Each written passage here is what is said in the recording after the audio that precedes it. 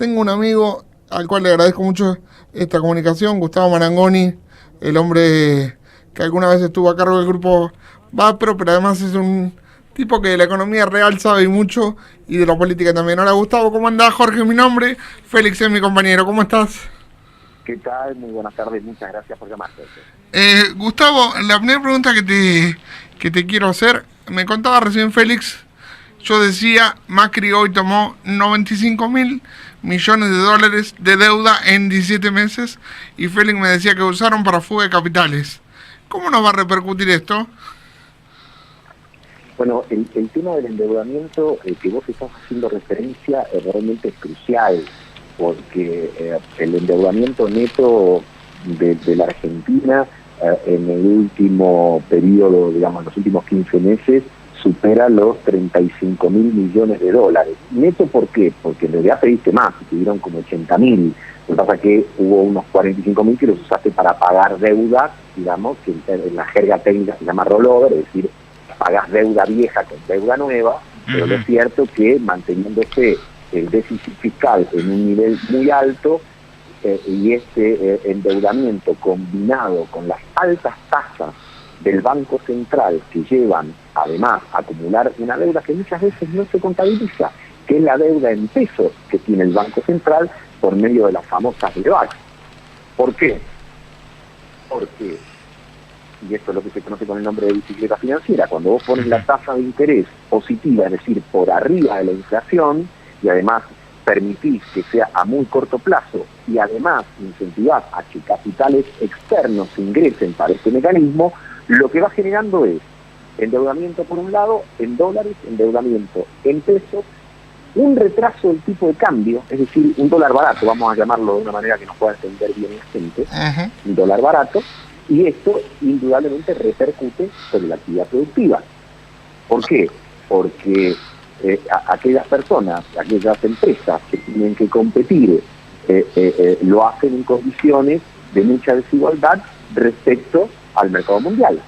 Entonces Argentina puede venderle al mundo grano, porque ahí somos muy productivos, pero nos cuesta mucho más venderle valor agregado. Y no solo eso, es más fácil que por el dólar barato ingresen zapatillas, remeras, electrónicos, inclusive para quienes viven en provincias que tienen límites con países extranjeros, bueno, es más fácil ir a comprar, ya no solo... Eso pasa acá en el Chaco con Paraguay, Gustavo. Pasa bueno, acá con Paraguay. Mira, porque tal cual. Yo estuve en Formosa, la misma realidad de Chaco, digamos, estuve en Formosa hace 2 semanas y me contaban que la gente va a capear las cubiertas del auto, a comprar alimentos y hacer una serie de compras que vos las dejás de hacer en el mercado local, pero que además supone que son divisas que se dan del país. Entonces, a los números de tu pregunta inicial, yo le agregaría otros. El otro número es que más o menos vos tenés 2.400 millones de dólares mensuales que dólares, ¿no? Sí. Que van destinados la mitad al turismo y la mitad que compra aquellos que pueden, por supuesto, dólares para guardárselos. 2.400 millones. Exactamente, eso te da un poquito más de 26.000, 27.000 millones de dólares por año. Entonces, hay una cosa que resulta clara y evidente. Esto no es sostenible en el largo tiempo, en el largo plazo. Totalmente. Porque cuando vos tomas deuda, no solo en algún momento la tenés que devolver, sino que además tenés que pagar intereses como sabe cualquier hijo de vecino y en cualquier circunstancia. No hace falta que te endeudes en dólares en el exterior. Si vas a un banco o vas a un prestamista, salvo que la preste un amigo, que a lo mejor, digamos, con buena onda te dice, bueno, te la presto y me la devolvés cuando podés y no te cobra intereses, pero sacando la amistad, el resto te cobra intereses, así que vos empezás a sumar el pago de los intereses, y ese es un elemento que hay que mirar con mucha atención, porque cuando el pago de los intereses va creciendo, la participación en el presupuesto es mayor, y por lo tanto vos tenés que empezar a relegar fondos que destinás a otros fines para empezar a pagar intereses de la deuda. Gustavo, te voy a hacer una pregunta que vos vas a decir, este chico se enloqueció, pero acá tenemos un diputado que está diciendo esto y yo tengo que preguntártelo. Sé que es una brutalidad lo que te voy a preguntar y que te vas a enojar, pero el diputado lo está planteando y yo tengo que contraponer la opinión de una persona que sepa de economía de verdad y que haya manejado el sistema financiero. Acá dice el diputado Karen Peche, presidente de la bancada opositora aquí en la provincia, dice que los aumentos en electricidad afectaron solo a Capital, que los subsidios eran solo para Capital. No, claramente no es así, y no solo no es así. En realidad, en las tarifas de los servicios, le hace electricidad, gas, agua, eran más económicas en Capital que en el resto del país.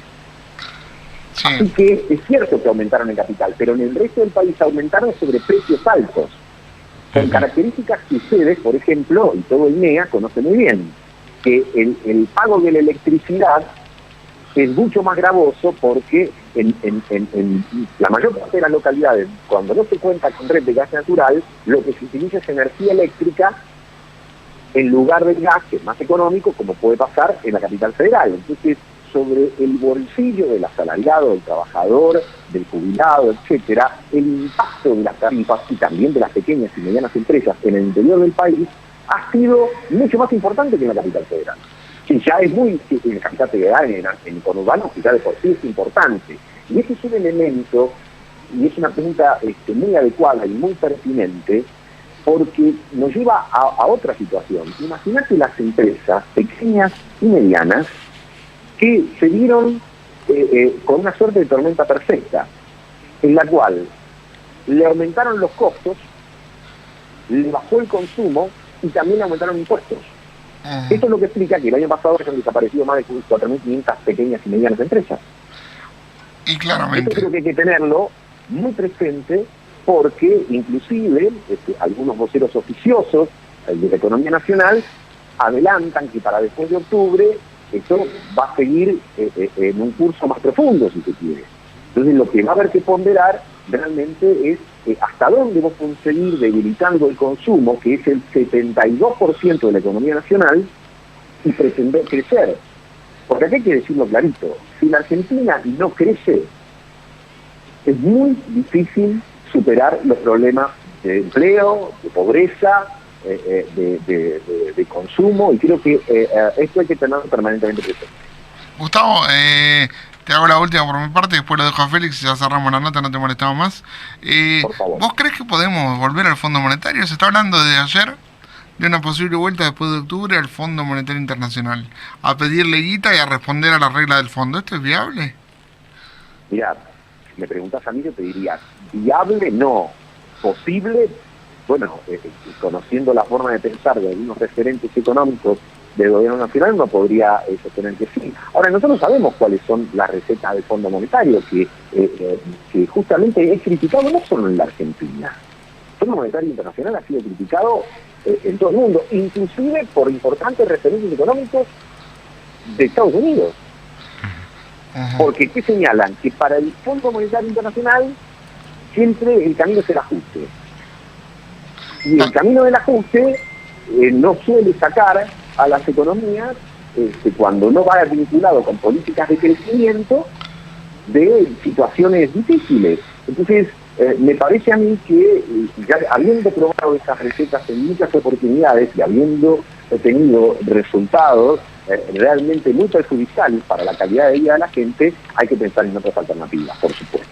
Gustavo, a partir de este fantasma que se da con dos caras hoy, por un lado el regreso al Fondo Monetario Internacional y por otro lado lo que va a venir después de octubre, ¿cuál es tu visión y qué pensás que para lo que nos tenemos que ir preparando los argentinos a partir de este nuevo ciclo que evidentemente viene a reforzar muchas de las políticas ya implementadas? Bueno, yo creo que es imperativo, fundamental, poner la discusión sobre el eje de esta pregunta que decíamos recién: ¿cómo los argentinos volvemos a crecer? Y para volver a crecer se requiere producir. Esto que parece una verdad de perogrullo, en realidad es un concepto muy contundente. Si la Argentina no crece, y cuando estamos hablando de que el crecimiento no sea apalancado por el sistema financiero, que sea apalancado por el sistema productivo, que haya más empresas que le den trabajo a la gente, que esté la posibilidad de contar con mejores salarios, porque vos fijate, el gobierno planteó inicialmente que el consumo estaba agotado y que al consumo lo tenía que reemplazar la inversión. pero las inversiones tampoco vienen. ¿Por qué? Porque un país que es muy caro en dólares desalienta las inversiones. Solamente se pueden dar en algunos subsectores muy específicos que tienen alta rentabilidad y poca capacidad de generar empleo.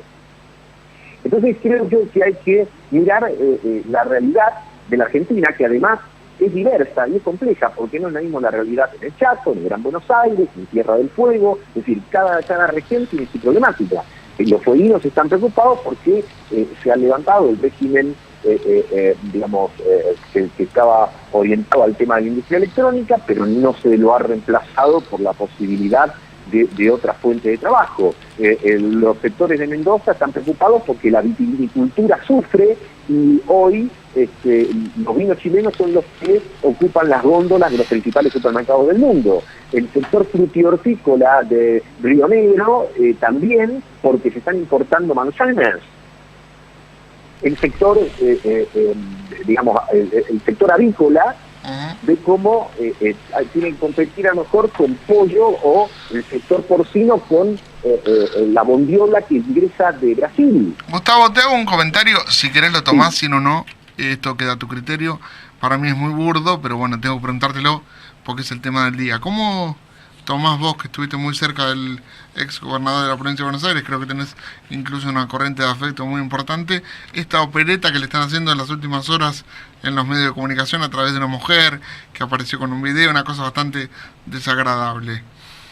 Mira, vos lo dijiste, yo tengo una relación afectiva con él, y además tengo por principio, justamente más con la gente que tengo afecto, no hablar de temas que involucran en la vida privada. Yo creo que hay límites, y esos límites tienen que ser respetuosos. Así como yo quiero que a mi vida personal y privada la gente la respete, bueno, como uno tiene que actuar de una manera recíproca con todos, independientemente del aspecto que tenga o no, y en este caso está, digamos, yo creo que hay que hacer política hablando de política, y hay que hablar de esas cosas, porque la gente que está escuchando su programa, digamos, está preocupada por cuestiones muy concretas, claro, muy tangibles, está preocupada por el sueldo, está preocupado porque, pues fíjate, en la Argentina, en los últimos 15 meses ha caído el consumo de leche, de arroz, no medido, comparado por fórmulas extrañas, estamos hablando de cantidades físicas. Aumentó la mortalidad infantil, Gustavo.